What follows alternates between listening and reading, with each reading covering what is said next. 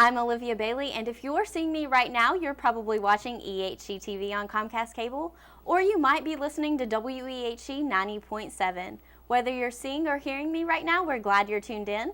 My guest today is Sara Schoenhoft, the new Emory Henry women's softball coach. Thanks for being on the set, Sara. Thanks for having me. So you are from Cincinnati, Ohio. How does a girl from Cincinnati, Ohio, I know you lived in Massachusetts, how do you find Emory Henry? Well, I lived in Virginia for a couple years after I graduated from college, which I went to college in Ohio. And I liked Virginia, I liked the area, but I was near Richmond. So to me, this is a very different part of Virginia. But then once I graduated from grad school in Massachusetts, I wanted a head coaching job, and this job was open. And I interviewed and got the job and moved down here. So what have some of the transitions, what have some of those transitions been for you? I know Emory is a place in its own. So what experiences have you had since you've been here?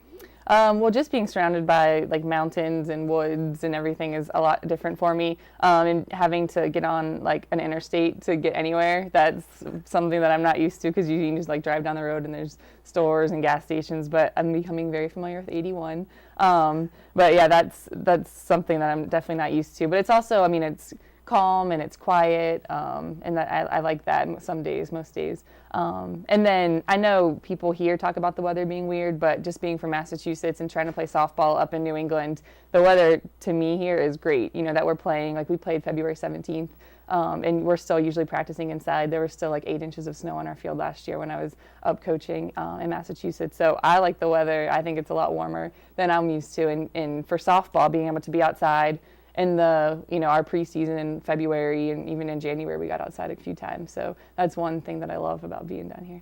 So transitioning into softball, how did you get your start in softball?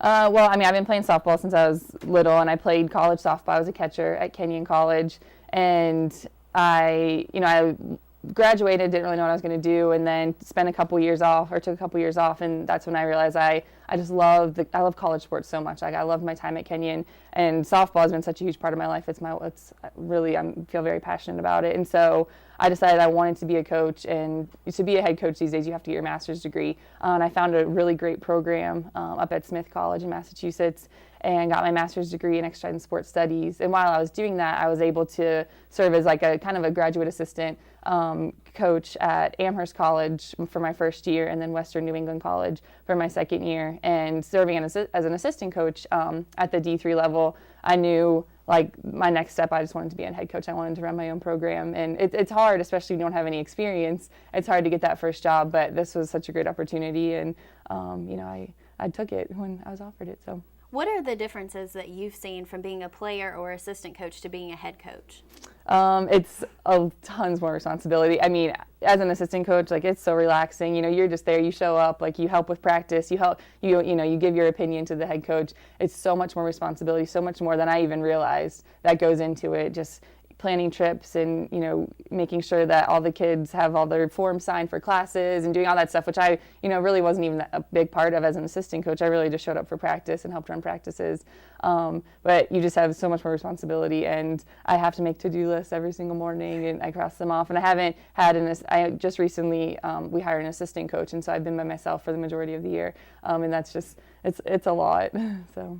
And so what are some of your expectations that you've brought into this program and adding this assistant coach? So what do you expect out of this program for this season? Well, I've been very straightforward with the girls from the beginning. I think that they've improved over the past couple of years. I'm their third coach in 3 years, and so it's just been the problem of consistency at the top and consistency in leadership. But, coming in, just looking at how they improved from a couple years ago to last year, I think that we have the talent and that we can make it to the ODAC tournament, and that is my goal. And because once you make it to that ODAC tournament, it doesn't matter if you're the 1 seed or the 8 seed, you can qualify for the NCAA tournament, which is everyone's goal at the end of any season. But I have implemented a lot of new things that the girls haven't been used to, that they haven't had to worry about in years past. We have been weightlifting year round, which is huge because, I looked at their stats and I wanted to hit more home runs, I wanted to steal more bases, and so we needed to be more powerful, more explosive. And so we've lifted weights since, the beginning of the fall season, and that's been something that they aren't used to, and just having to, they have practice uniforms now, and they're a lot more disciplined, and showing up to practice on time, and having set expectations and set rules, which they haven't had in the past. And it's been quite a transition for them, but, they've gotten on board, and I think they can see how it's helping already in our first, 6 games. It's just worlds different than last year. So. And who are some of the impact players that are helping you with this? Who do you expect to see this season really come alive from the softball program? Well, we have 2 great captains. We have our junior catcher, Ashley Eversole, and Janae Morrissey, who actually she's kind of up from where I was living. She transferred from New York last year. And so those 2 have been awesome in leading the program. Like, you need leadership, not only in your coach, but you need leadership from your athletes. And so they've been great captains, have really worked to, help implement some of the things that I've wanted to on the level with the girls, because I'm the coach, and so it sometimes means more coming from them. And they've been great with just their leadership, and, she's going to be she's our starting catcher, working with a really young pitching staff. We currently have 1 freshman pitcher and 1 sophomore, and then our other freshman pitcher who's out with a broken wrist, but she'll be back in a couple weeks. And so a sophomore and 2 freshmen as our pitching staff. And so she's just been awesome in working with them and bringing them into the college level, which is different than, pitching at the high school level. And then Janae, our other captain, she fell into the shortstop role, which, she is not a shortstop and hasn't played shortstop, but has stepped up, has worked so hard, and helps kind of anchor that infield. And, everyone else obviously just, working hard and doing what they need to do. But I think it all comes from the captain, so they're great. And outside of softball, you have some of your own endeavors that you're working on. You mentioned to me that you're running a half marathon. Talk about some of your experiences with training with that, or what experiences you've had in the past. Well, it's funny because after graduating from college and I'm not playing competitive sports anymore, I just realized I missed it so much, and I just needed something goal setting and working hard and those endorphins and everything. And so I am not a runner, but that's something that you can do. You can run races, and so I kind of got into running, and I actually ran a marathon 2 years ago, and I'll never do that again. It was the worst experience of my life. It was 26.2 miles, no one should ever have to run 26.2 miles.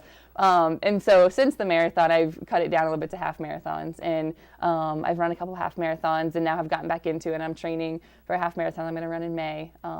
And so that's something that I do, and it's also a good stress reliever, running every morning before I come into work, and getting that out there. So. Are you able to get in and have any practice sessions with the girls? Are you able to get out there and play a little bit, relive your past? Well, I hit so much fungo, I hit ground balls and fly balls, I'm sweating after every practice, because I'm just constantly hitting them fly balls, because they just need, reps and getting all that stuff in. So my hands are usually bleeding after every practice, because I'm hitting so many ground balls. So I get my workout in at practice. Well, we definitely wish you luck on the softball season, but also in your race, and we look forward to watching you in the season. Thanks, sounds good.